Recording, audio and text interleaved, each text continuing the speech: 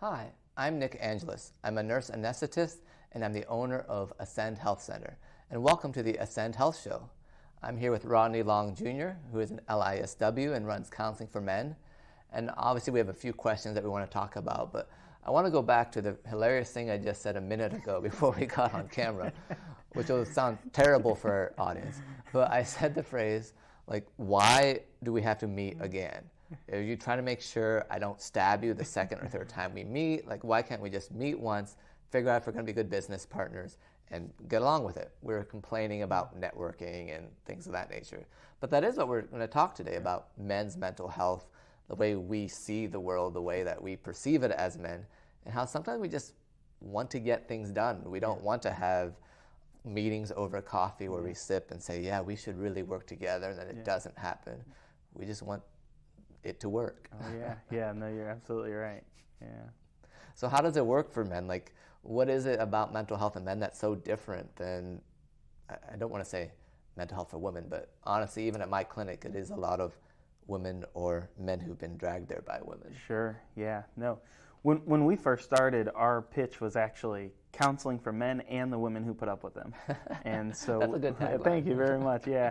We know that most men come to counseling because their wives tell them to. And so if we can just get men in the door, then that's where we want to be with them.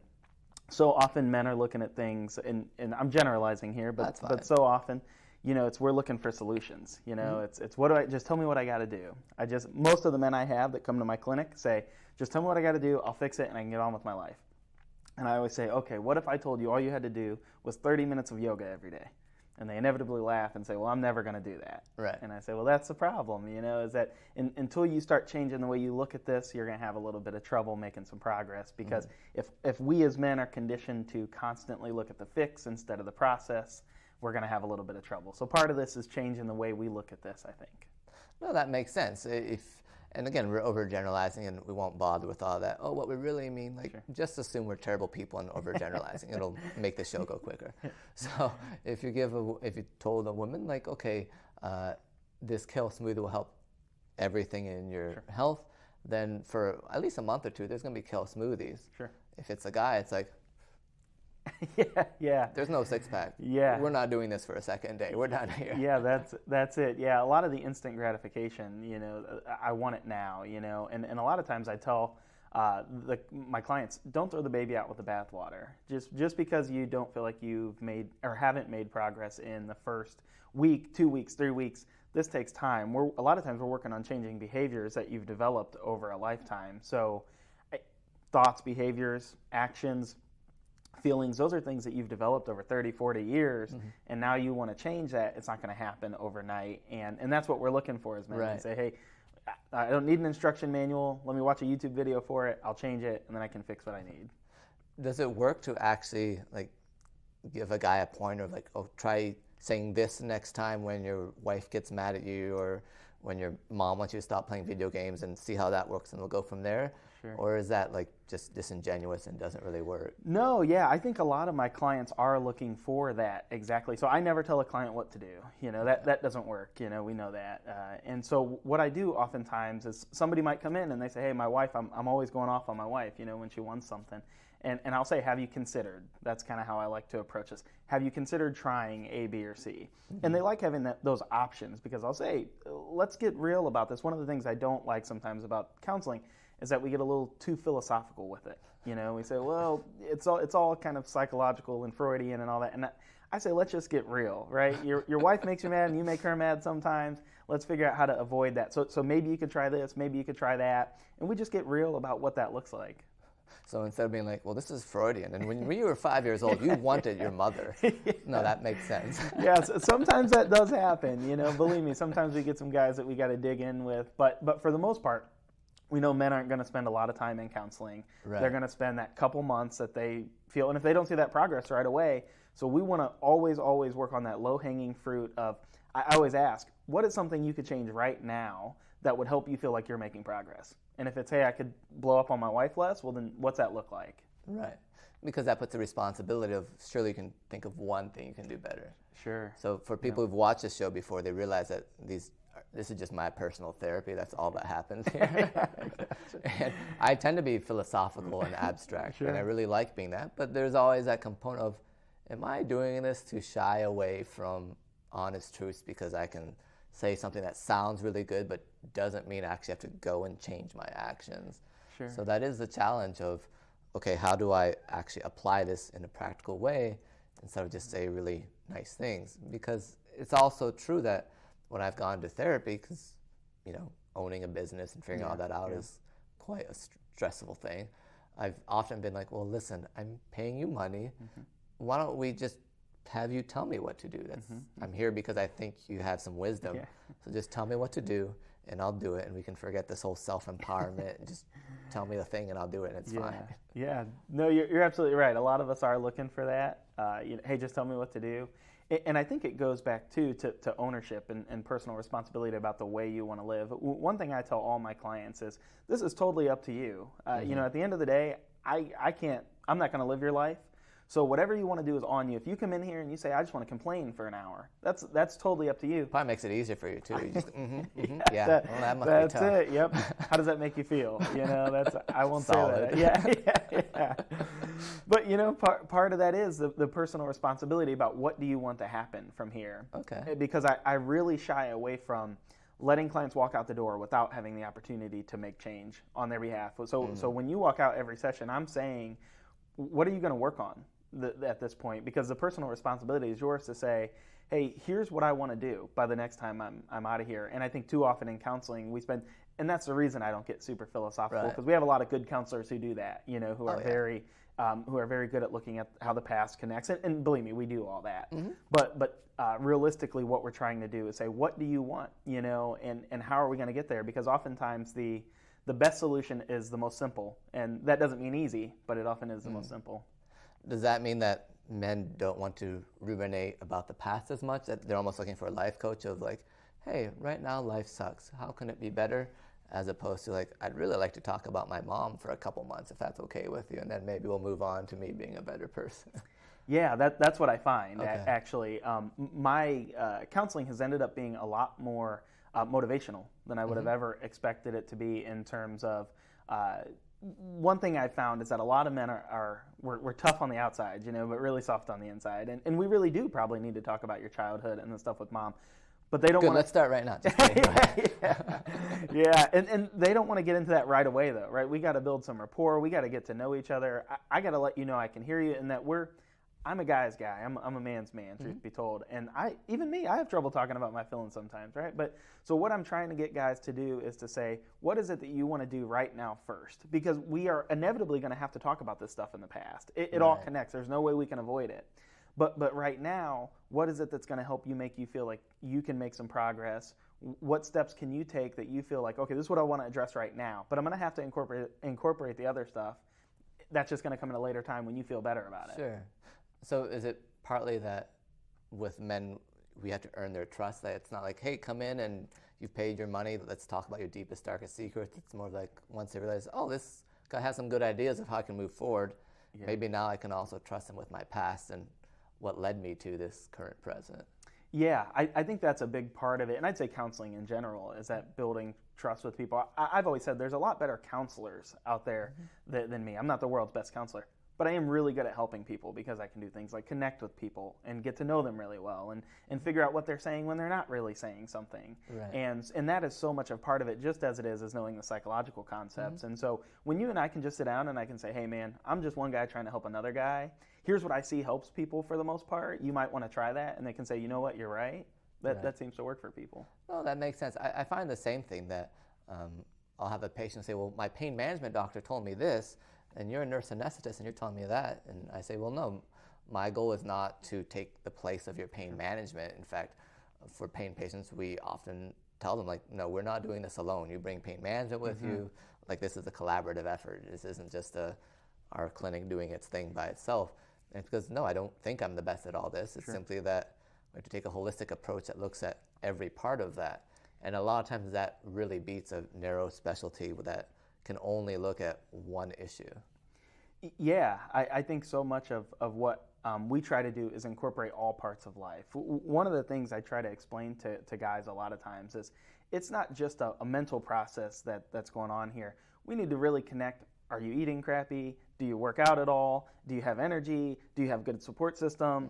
Do you like work, not like work? Do you have debt you're dealing with? There's so many parts of life that affect your mental health outside of just feeling like I get anxious sometimes or I get depressed sometimes, Right. and I need to fix that, and then everything else will be good. It's probably all the other things that are going on in your life too that contribute to that. Right. And that holistic approach really matters, I think, because guys miss that sometimes. They just want to focus on that. Right. That one thing. Although I feel you can't really start with that. So when I first started my clinic, I would tell patients, "Oh, you should take this supplement. It'll really help you." And they're like, And I'm like, "Well, why didn't they get that supplement?" Like, I didn't try to sell it to them. I said, "Here's the cheapest one on Amazon. Start out cheap, and if it works, then we can talk about higher quality options."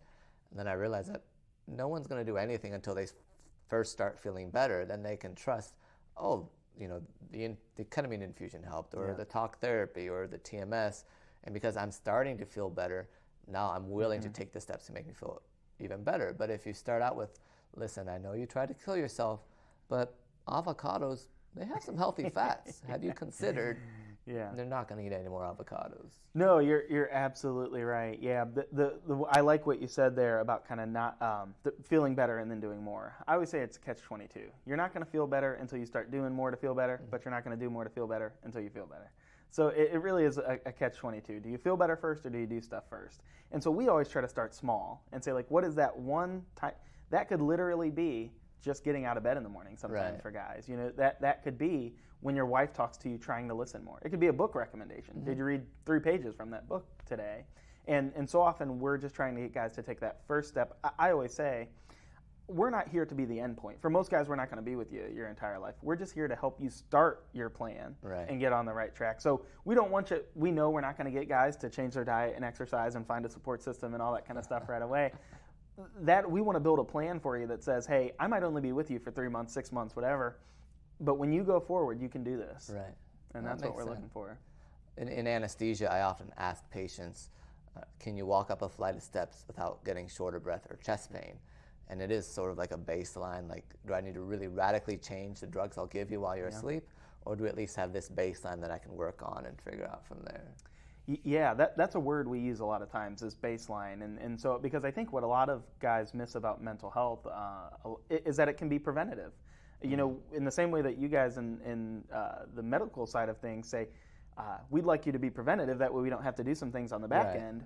I look at mental health the same way and say that if you put these things in place, having good buddies to talk to, when do you like work or not like work? If you spend 40, 50 hours a week sometimes there and you don't like it, you're probably going to have a hard time outside of work.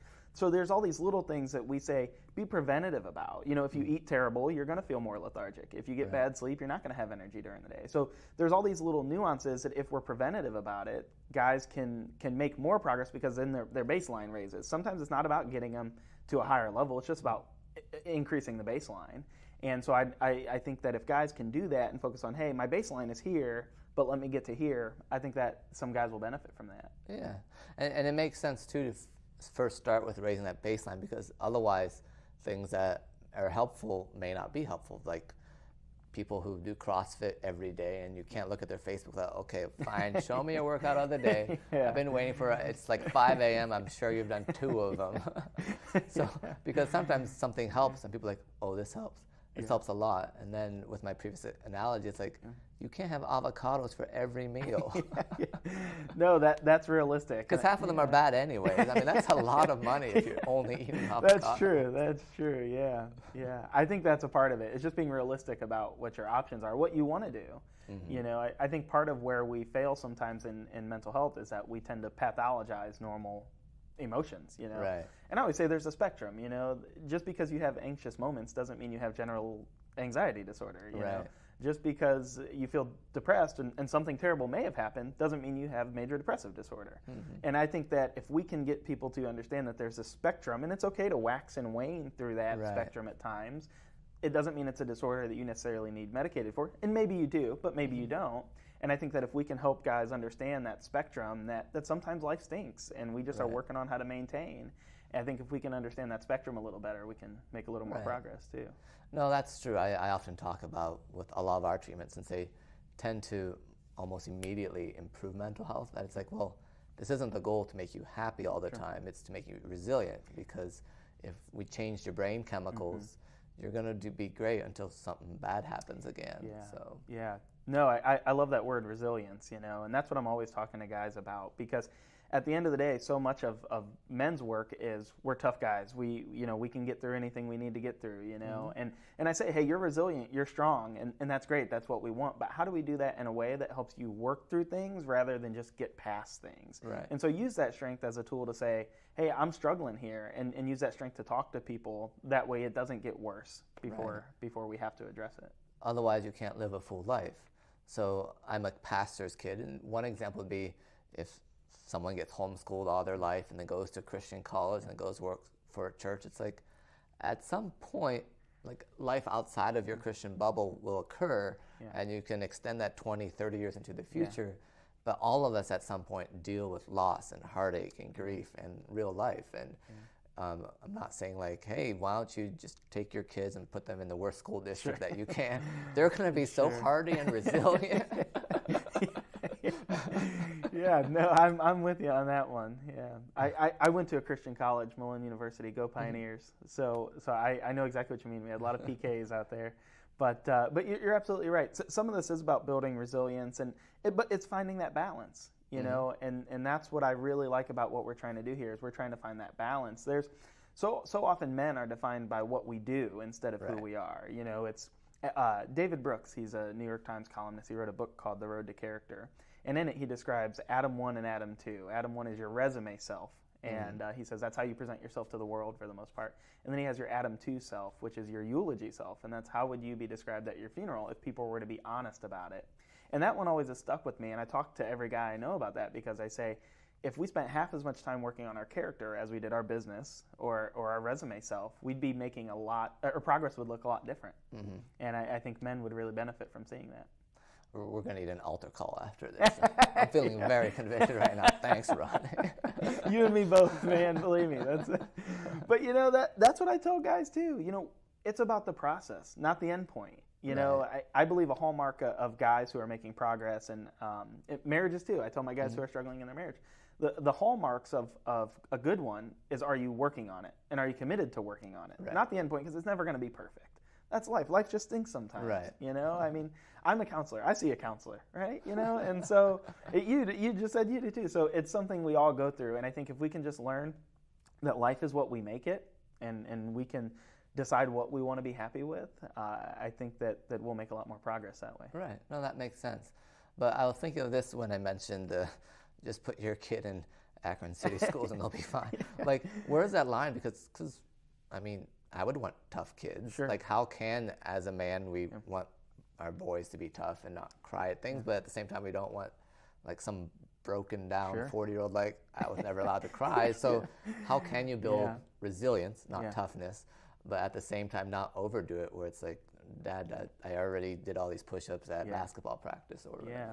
No, that's such a great question. Because we need tough men. Like, let's be honest, society needs, like, masculinity, like a true type of masculinity.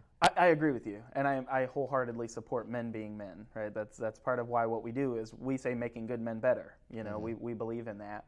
And it's funny you mentioned that, because we actually did move my daughter to Akron Public Schools for that reason. She resilient? Yeah, super resilient. Oh, great. Yeah. Good to hear. Good to hear. Yeah, it worked out for her. But and that was a part of it, truth be told. And I just had a boy, and we'll probably raise him the same way, in that we want them to be exposed to things. But the important part about that is be exposed but have support. Right. There's nothing wrong with being exposed to certain aspects of life.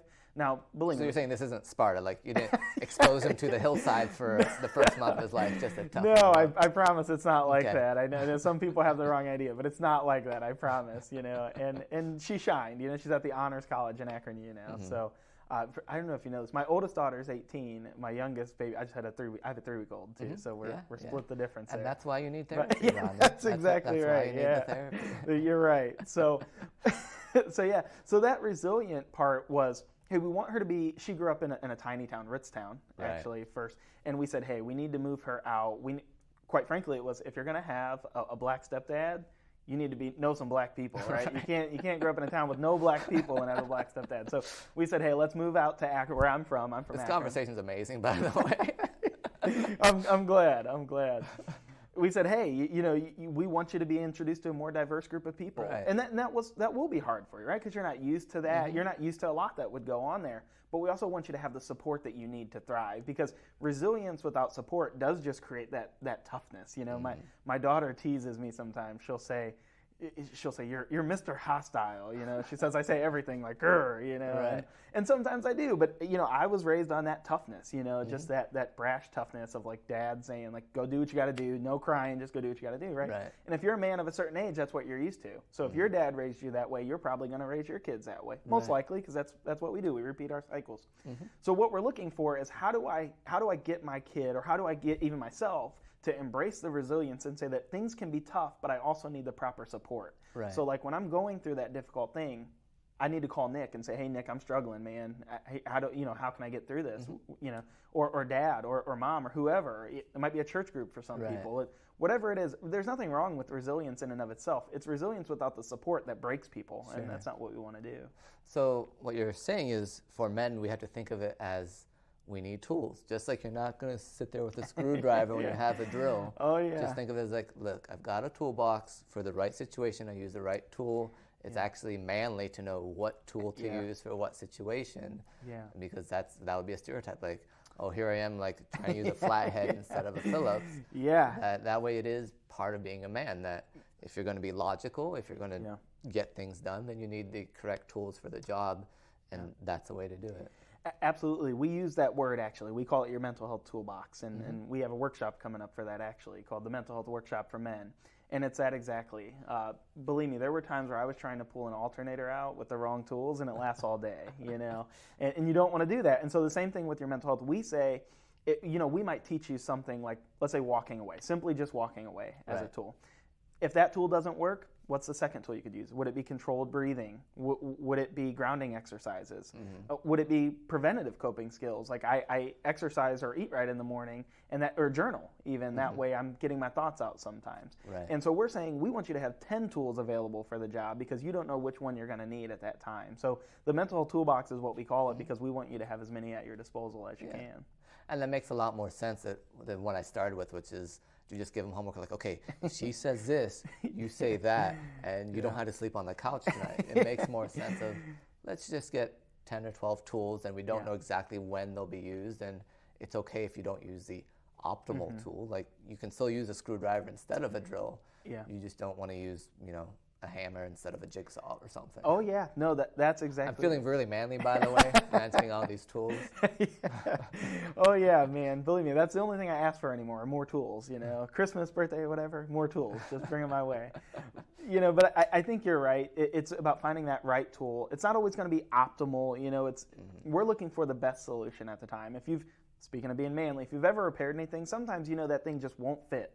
So you just got to use brute force and fit it in there and say, well, that's the best it's going to get sometimes. That's every time for me. Yeah. Well, that's the best it's going to get sometimes, Right. And so we say, and that's what we say to clients. We say, hey, sometimes that's the best it's going to get. Yeah. And we're not looking for you to handle every situation with your wife perfect, because there's going to be friction sometimes. Right. What we're looking to do is for you to be able to say, I'm happy with the resolution here.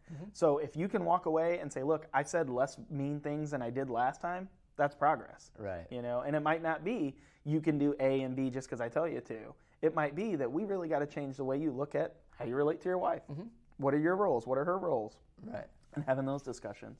Well, that makes sense. So we're not looking for perfection, and we can tune in our maleness for that. Like these leaves here, I'm like, they're leaves. They're pretty. They're decoration for the studio. I'm cool with that. And they're like, I think we need to try a leaf pattern here. Hey, could someone get us some different leaves here? And it's the same thing. Like, same thing. We're not looking for, this is a precise tool that I need. This is, hey, my life is going better. I can actually engage in some of these conversations where before I knew I'd end up walking away. So it's almost like a snowball effect for debt. Like, again, being a guy, I always thought, well, that's dumb. Why don't you just pay off the 18% one instead of this little tiny 5%? Sure. But until you actually see, I can actually do the thing, and instead of buying more foliage, I pay down a credit card. So it can be an avalanche of actually doing the right thing. Yeah, no, you're absolutely right. It's all about momentum is what we're looking for. And in NA, Narcotics Anonymous, they have a saying, progress over perfection. Right. And I think that's exactly what we're doing here. We're saying, what does progress look like to you? And when we can get people to recognize that it is about personal responsibility. I can't fix your problems for you. At the end of the day, like I just can't. But what we're looking for you to do is say, how can I help you resolve what you're looking to do? Because that's my job. I'm here to help you resolve that stuff. And I can give you suggestions and advice and a plan in the best way. But ultimately, you have to take that up and say, hey, I want to change this. And an example of that would be on the physical health side, losing weight. Right? We know that the concept of losing weight is simple. Obviously, it's hard to implement because most of America is overweight. But eat right, work out. That is the plan for most people, barring a health condition. We say the same thing in mental health. Very easy and simple to understand. Do A, B, C, and D, and you'll feel better. But ultimately, it can be difficult to implement. Okay, great. Well, we only have a few seconds left. So my practice is in Fair Lawn. We do a lot of telehealth, psychiatry. I'm a nurse anesthetist, so there's some pain management, especially for fibromyalgia, migraines, CRPS, some of those nerve conditions. And where's your practice at? We're in Kenmore over in Akron, and we offer also telehealth. You can find us online at counseling4.men, or visit us in Kenmore anytime you're in the neighborhood. Sounds great. And we're at Ascend Health Center, so thank you all for watching this episode. Now go get more tools for your toolbox.